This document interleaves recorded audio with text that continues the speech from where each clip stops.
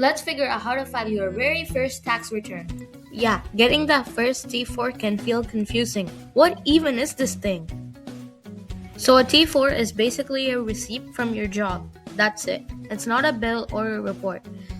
Look, a lot of people feel overwhelmed, but trust me, this is super easy. But why even bother doing this? Well, the number one reason, you can get money back from the government. No, seriously. This comes from a tax refund. And you can also get extra cash from benefit programs.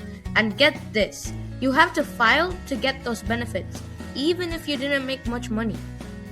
Okay, ready to do this? You only need two things. Just grab your T4 slip from your job and know your social insurance number.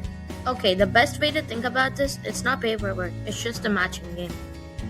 You just pick a free tax app, find the T4 part, match the box numbers, then submit. Quick key dates to remember. Your T4 shows up at the end of February and then you have to file by April 30th. Now for the fun part. Let's look at the only boxes at the T4 that really matter. Box 14 is what you earn, but box 22, that's the important part. It's tax that you already paid. Yeah, that number in box 22. That could be the money that's coming right back to you. This is where you would find the box 14 and box 22 in a T4 slip. And just like that, we filed our very first T4 slip. So what happens now?